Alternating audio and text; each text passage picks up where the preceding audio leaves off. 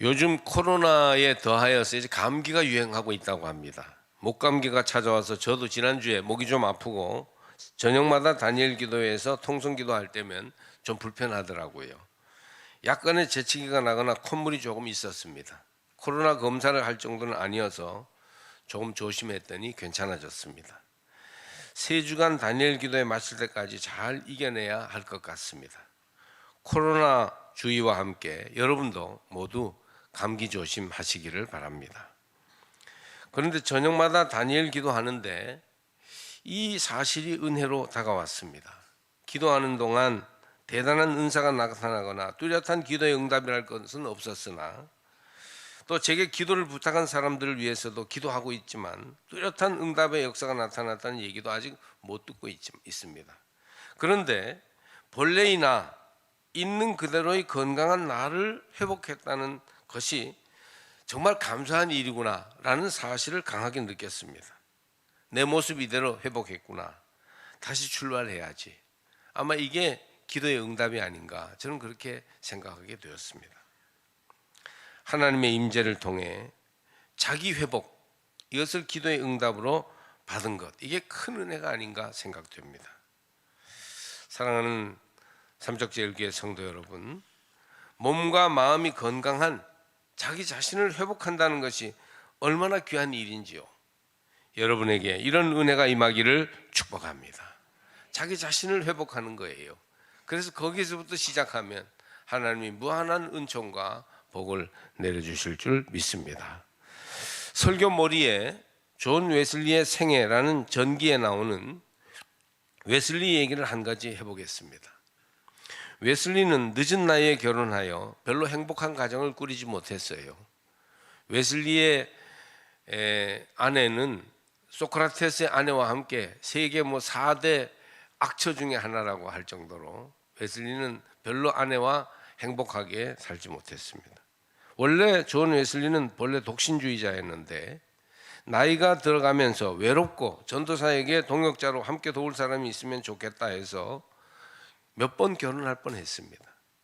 그 중에서 40대 중반일 때 만나던 그레이스라는 여인이 있었는데 13년 연하이고 남편과 사별한 과부였으나 웨슬리가 아플 때 정성을 다해 간호해 주었던 사람입니다. 그래서 웨슬리는 마음을 열고 기울여서 자기와 결혼할 의향이 있는지를 물었고 정중하게 물었고 그레이스도 너무나 영광스러운 일이라며 응답했어요. 그래서 은연중에 결혼을 약속한 사이가 되었습니다. 그런데 동생 찰스 웨슬리는 그레이스를 형수로서 부족하다고 생각하여 반대하고 있었습니다. 그럼에도 웨슬리는 결혼하고 싶어 했어요. 문제는 웨슬리 성격이 아주 완벽주의자예요. 그래서 완벽하게 모든 사람들의 동의를 구하고 절차를 세밀하게 밟아나가는 중에 있었는데 그게 자꾸 길어져서 오래 걸리니까 그동안은 기다리지 못하고 그레이스는 그동안 자기에게 호감을 가지고 구애하고 있었던 평신도 순회 설교자 베넷이라는 남자와 며칠 만에 갑자기 결혼하고 말았습니다.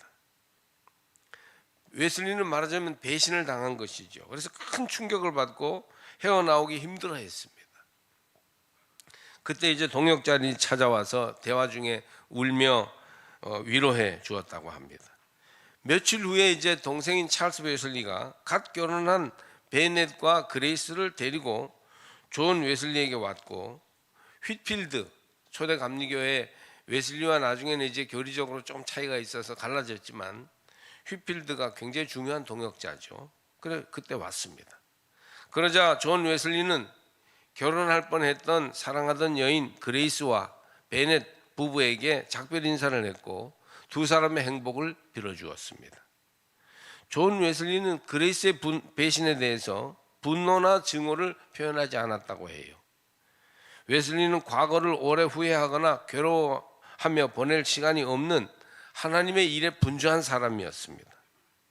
존 웨슬리는 배신감과 불쾌한 감정을 바람에 날려보내고 바로 그 다음날 영국 북부 광산총 순회 전도를 위해서 말잔등에 올랐습니다. 감리교회는 믿음으로 자기 자신을 회복할 줄 아는 전통을 가지고 있다고 할 수 있습니다. 여러분 혹시 어려운 문제가 있습니까?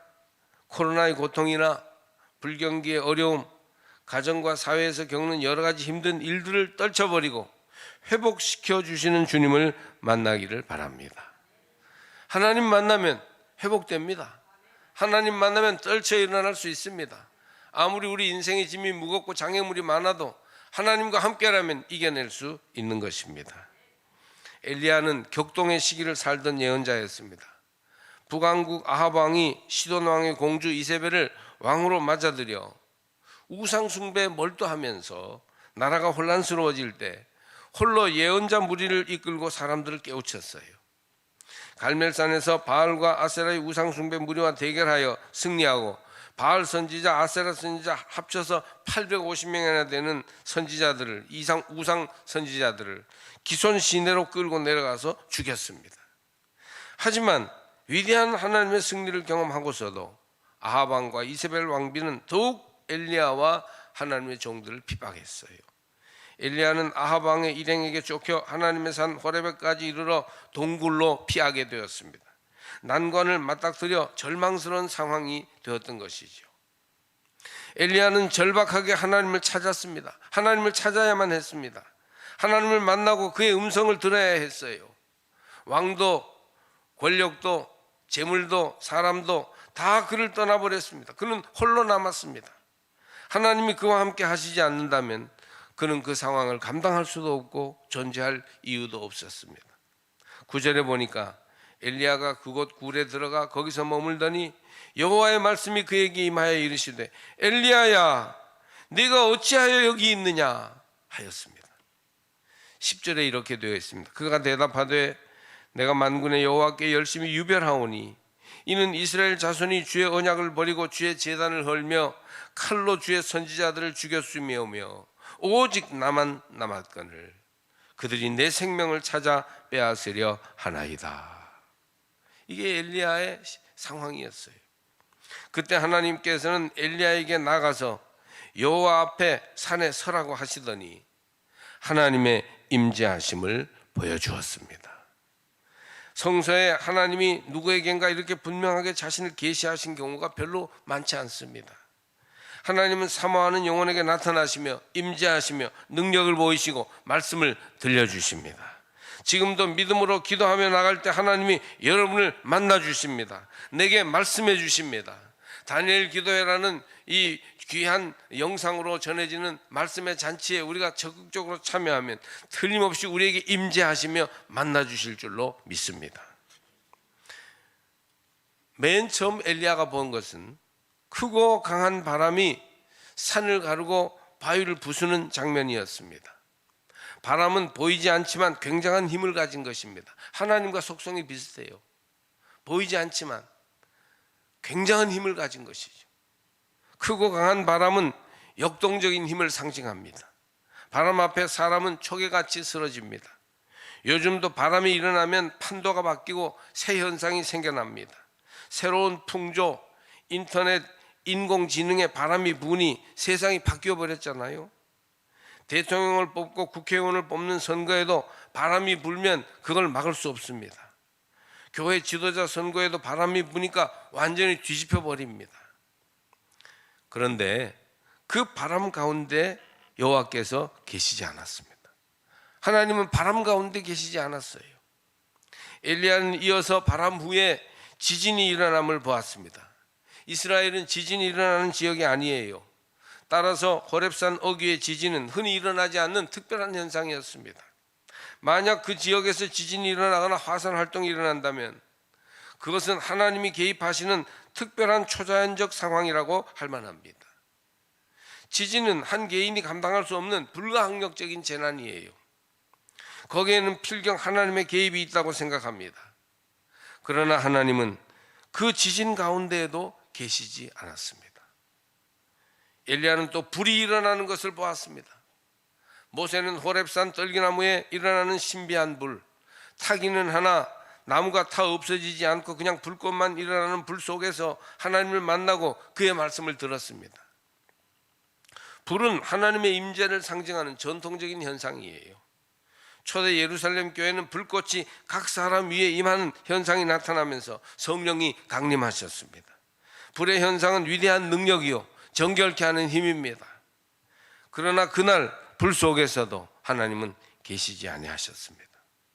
크고 강한 바람과 온 땅을 뒤흔드는 지진과 타올라 모든 것을 없애는 불은 한결같이 신비하고 강하고 위험이 있는 하나님 임재를 보여주는 방편이었어요. 13절을 보면 또 지진 후에 불이 있으나 불 가운데에도 여호와께서 계시지 아니하더니 불 후에 세미한 소리가 있는지라. 세미한 소리가 있었어요. 소리인지 침묵인지 알 수 없는 것, 소리가 없는 것인지 있는 것인지 혼돈할 정도의 소리. 바로 그때 하나님이 그곳에 임재하셨습니다. 엘리야는 그 세미한 소리를 듣고 겉옷으로 얼굴을 가리고 나가 굴 어귀에 섰다고 합니다. 겉옷으로 얼굴을 가리는 것은 그분의 위엄과 권능 앞에서 피조물인 인간이 죽지 않으려고 가리는 것이에요. 즉 엘리야 선지자가 겉옷으로 얼굴을 가려야 했던 것은 존귀하시고 절대하신 하나님이 확실히 나타났기 때문에 죽지 않으려고 하는 행위였던 것이죠. 하나님의 현존, 하나님의 임재가 확실히 그때 드러났다는 것입니다. 하나님은 엘리야를 만나시고 될 일을 자세히 말씀하십니다. 하나님은 다시 한번 말씀을 내려주시고 그 이후로 엘리야가 하나님 주시는 권능으로 일할 수 있게 하셨습니다. 죽기를 구할 정도로 지금 절망 가운데 있던 엘리야가 하나님을 만나고 하나님이 그 동굴에 임재하신 사건은 엘리야 인생의 새로운 출발점이 되었습니다. 사랑하는 여러분, 하나님을 만나시기 바랍니다. 지금 내 인생의 코너에서 내가 지금 절망 가운데 위기 가운데 있을 때 여러분은 하나님을 만나셔야 합니다. 우리를 만나주시고 우리의 삶에 임재하시는 하나님이 우리의 삶을 변화시키시고 새롭게 하실 것입니다.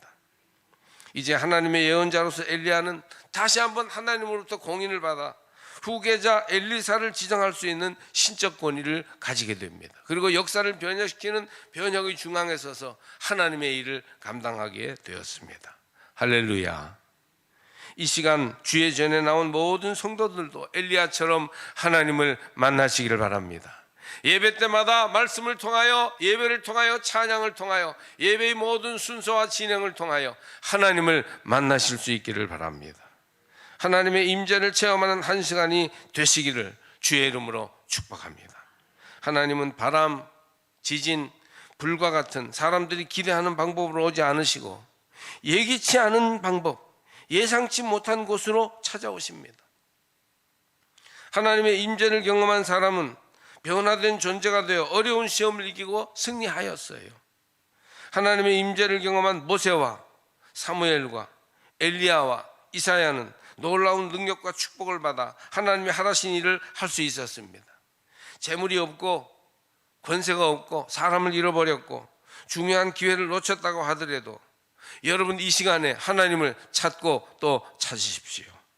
하나님을 만나고 그분의 말씀을 들을 때 우리는 큰 힘과 능력과 지혜를 얻게 될 것입니다. 하나님은 초월하신 하나님, 세상을 지으시고 역사를 완성하시는 단 한 분이신 하나님이시기 때문입니다. 인생 역전의 기회는 하나님과 함께 새롭게 우리에게 찾아옵니다. 엘리야는 하나님을 향한 열심히 유별하였고 영적으로 담대하게 서서 승리한 사람이었으나 인생의 깊은 위기를 당해서 동굴 앞에 서서 죽기를 구하는 형편에 처하게 되었어요. 아합 왕의 추격을 받았고 실패와 죽음의 위협 앞에서 광야길로 내몰렸습니다. 모두 떠나고 혼자 남았습니다. 그러나 하나님과 함께 하나님의 인도하심을 따라 새롭게 시작했을 때 그는 아합의 불의한 권력을 이기고 하나님의 능력과 승리를 선포하는 사람이 되었습니다. 할렐루야. 성도가 어디서 시작할 걸까요?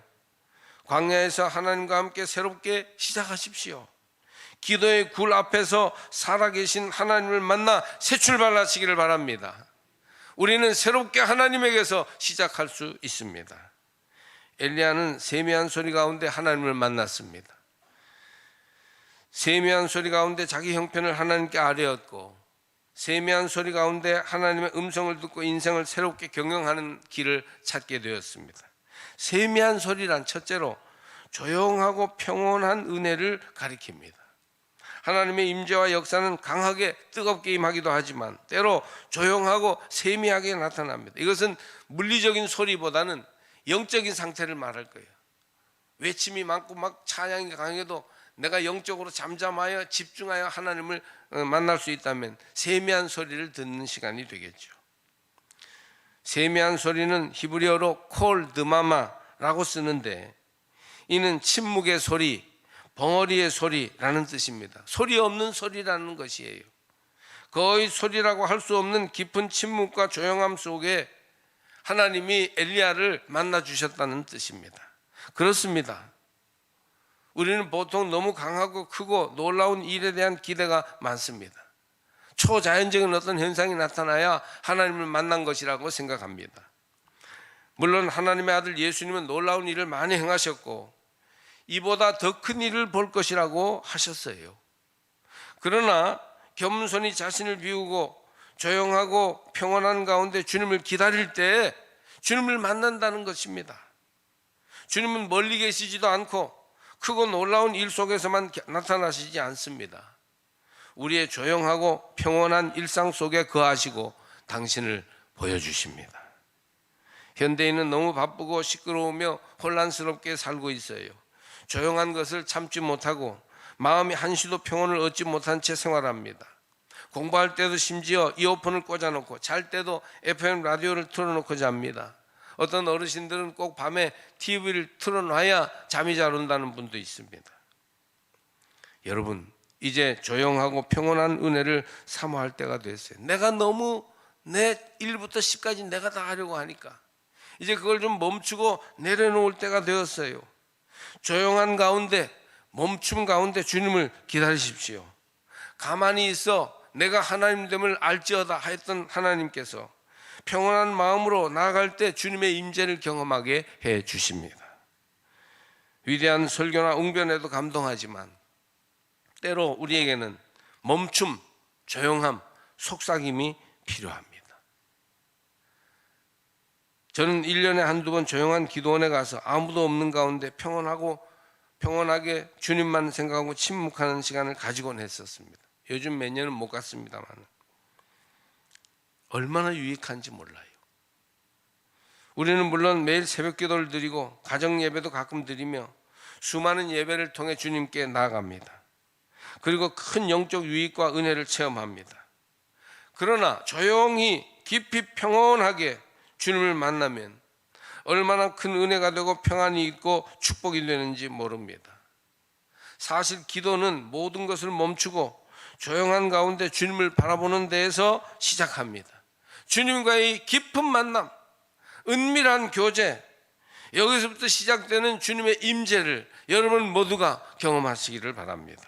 예배 시간마다 세미한 소리 가운데 다가오시는 주님을 만나고 기도할 때마다 세미한 소리로 내게 다가오시는 주님을 체험하시기를 축복합니다.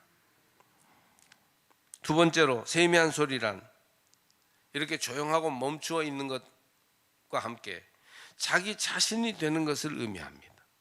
아무것도 없고 아무 소리도 들리지 않는데 오직 하나님 앞에 서 있는 자기 자신만 있음을 아는 것입니다. 소크라테스는 너 자신을 알라 하였는데 사실 자신을 아는 것이 얼마나 중요한지 모릅니다. 모든 지식 가운데 자신을 아는 지식이 가장 중요합니다.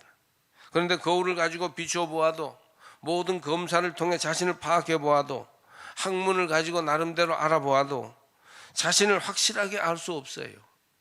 알면 알수록 더 모르겠는 것이 자신이에요. 자기 자신을 잘 알고 자기 자신이 되기 위해서는 홀로 하나님 앞에 서야 합니다. 하나님만이 인생을 비추는 확실한 거울이요 우리가 의지할 바위이시며 우리 인생을 내신 창조자이시기 때문입니다. 세미한 소리 가운데 하나님이 나타나셨다는 것은 깊은 침묵 속에서 하나님 앞에 자신을 비추어 보았다는 뜻입니다.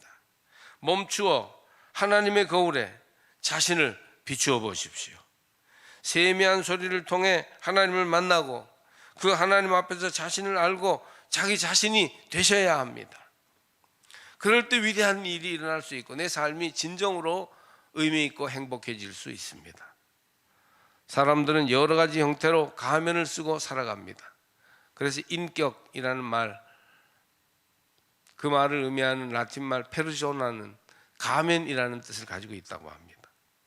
자기보다 더 나은 자기, 자기가 보여주고 싶어하는 자기, 자기 이상의 자기가 되려고 발돋움을 하고 무리를 하면서 삽니다. 화장을 하고 치장을 하고 위장을 하고 변장을 하면서 우리가 살지 않습니까? 누가 그러는데 20, 30세에는 화장하여 예쁘게 한답니다. 근데 40세가 되면 차츰 위장을 해야 되고 50세가 되면 거의 변장을 해야 한다고 합니다. 그리고 죄송한 말씀이지만 제 얘기는 아닙니다. 60세가 넘으면 화장이 아니라 환장이라는 말을 제가 들었습니다. 제일 무서워하는 것 중에 하나가 사람들이 자기의 맨 얼굴을 만인에게 공개하는 것이라는 말도 있습니다. 자기 자신이 되지 못하니 마음이 편하지 않고 늘 불안하며 하루하루가 피곤합니다. 아이들도 자기 이상의 자기가 되려고 무리한 사교육으로 몸과 마음이 늙은이처럼 지쳐버렸습니다. 급기야는 엄청난 돈을 주고 시험 문제를 빼내어 자기 실력 이상의 학교에 입학하려다가 많은 사람들이 다치고 부모들까지도 아이들까지 가슴에 멍이 들고 마는 이런 일을 우리가 뉴스에서 봅니다. 세미한 소리로 엘리야를 찾아오신 하나님은 진실하고 겸손하게 나 자신 그대로 하나님 앞에 서라고 명하십니다. 그러면 하나님을 만나게 되는 거예요. 내 모습 그대로 나오면 하나님을 만나게 됩니다. 거기에 평안이 있고 새 힘이 있고 지혜가 있고 축복의 삶이 있습니다. 적어도 교회에 와서 기도하거나 예배드릴 때는 어린아이와 같이 순수하게 자기 자신이 되십시오. 그렇지 않습니까? 사람이 자기가 되고 자기를 찾는다는 게 얼마나 큰 은혜입니까? 세미한 소리로 찾아오시는 하나님 앞에서 자기 자신을 찾으시기를 주의 이름으로 축복합니다. 우리가 지금 진행 중에 있는 다니엘 기도에는 많은 은혜를 주는데 이런 영상 시대이기 때문에 우리가 이런 콘텐츠를 매일 저녁마다 볼 수 있는 게 아닌가. 참 기적 같은 그런 은혜입니다. 여러분 이런 은혜들을 잘 활용하시길 바랍니다. 때로는 큰 음악과 기도에 지칠 때도 있는 게 사실입니다. 그러나 여러분의 마음을 조용하게 하여 다가오시는 하나님을 집중하여 맞이하십시오. 때로 사람들이 모여있는 성전에서 혹은 여러분들의 사무실에서 여러분 홀로 일하는 곳에서 마음이 지극히 평온해지고 주님을 만날 때가 있을 것입니다. 시편 131편 말씀입니다. 여호와여 내 마음이 교만하지 아니하고 내 눈이 오만하지 아니하오며 내가 큰 일과 감당하지 못할 놀라운 일을 하려고 힘쓰지 아니하나이다. 실로 내가 내 영혼으로 고요하고 평온하게 하기를 젖된 아이가 그의 어머니 품에 있음 같게 하였나니 내 영혼이 젖된 아이와 같도다. 이스라엘아 지금부터 영원까지 여호와를 바랄지어다.